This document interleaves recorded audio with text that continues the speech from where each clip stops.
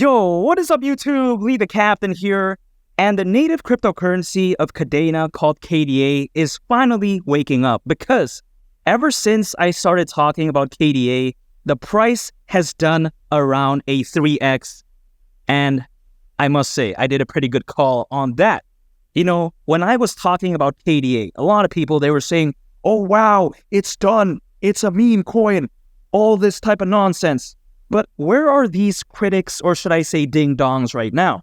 I have an assumption though. I think they're probably running over to their girlfriend's boyfriend's grandma and they're begging for that used Bratwurst extender Hannah Montana and Taylor Swift edition because they're probably saying, oh wow, can't believe that KDA did around a 3x. Wow, Lee the Captain made a good call on that. They're probably doing that as of right now. But there's no time to feel bad for the critics because I think that the best days are still ahead of KDA. And why do I say this? Because I think that KDA during the next bull run could hypothetically at least go to the price of $50 and during the process make all of those KADENA critics come running over to the Chad that's been DMing their auntie. But a major reason why I think that could hypothetically happen, I think is going to boil down to the fact that I think KADENA is a fantastic layer 1 blockchain. Because when you think about it, KADENA is highly scalable, it's secure, it's fast, and it's highly decentralized too.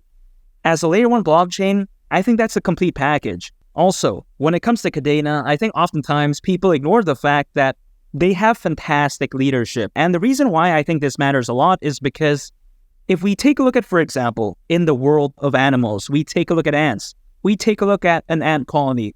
Who controls the ant colony? It's the queen ant.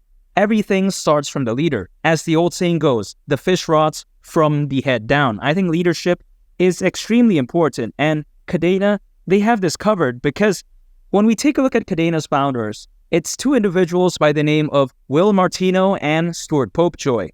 And they are the real deal in my opinion because they both actually helped created JP Morgan's first ever blockchain, otherwise now known as JPM Coin.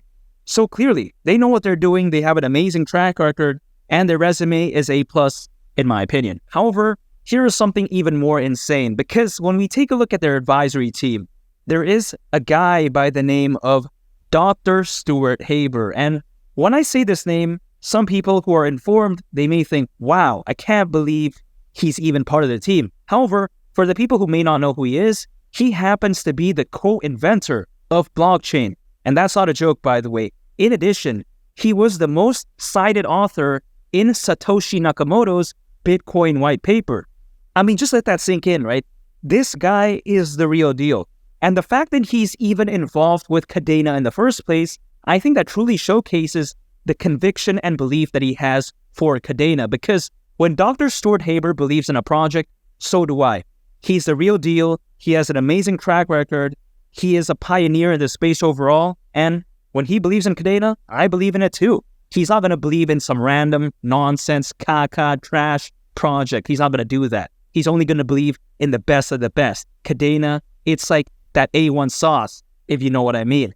It's the real deal. However, here's the thing. KADENA, very impressively, already has over 50 projects on its ecosystem, which is very fantastic in my opinion because a lot of projects out there, they struggle to get 10, let alone over 20. And in this case, over 50, I mean, that's insane. KADENA, they've been doing work, they've been going ham. And now when I say this, the main argument that people may have for KADENA is the fact that there's too many layer 1 blockchains out there. They think that, why is there a need for something like KADENA? There are just too many out there. That's what she said.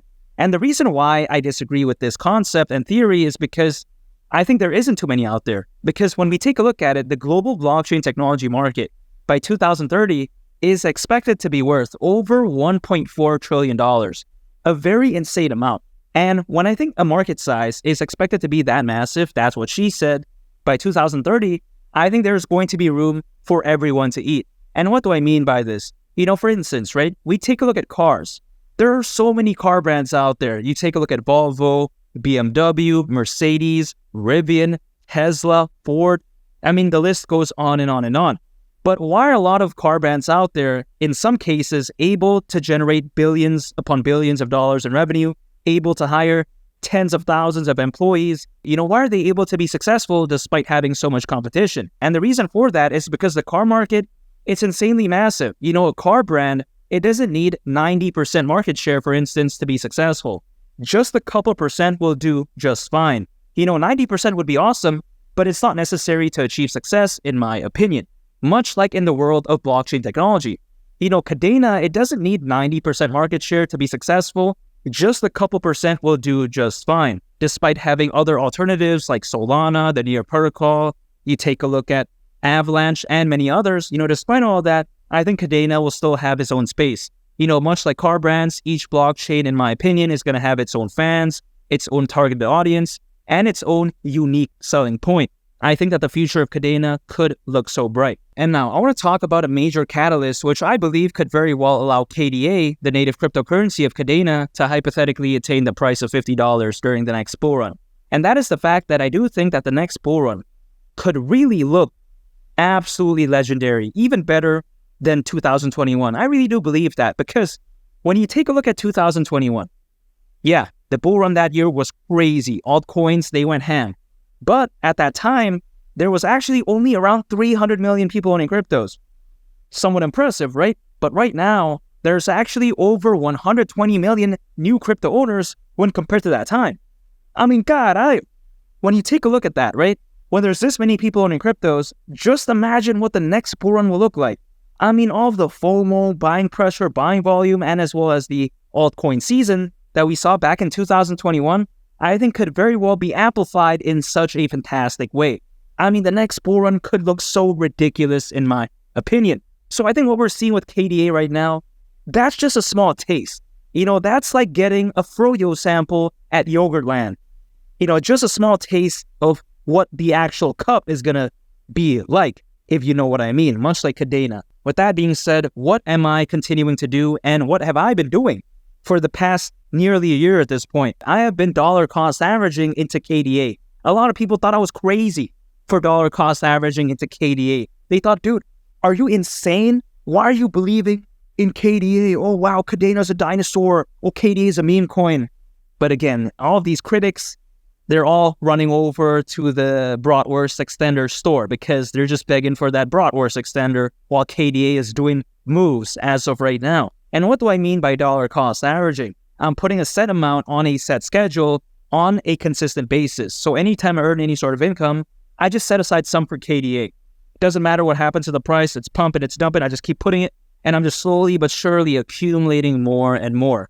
And moments like this truly makes me feel so happy, because I must say I did a pretty good call. But even though that's not financial advice, I'm going to still continue to DCA into KDA because I believe in its long-term future. And I think that during the next bull run, it's going to shock the world and hypothetically at least go to the price of $50.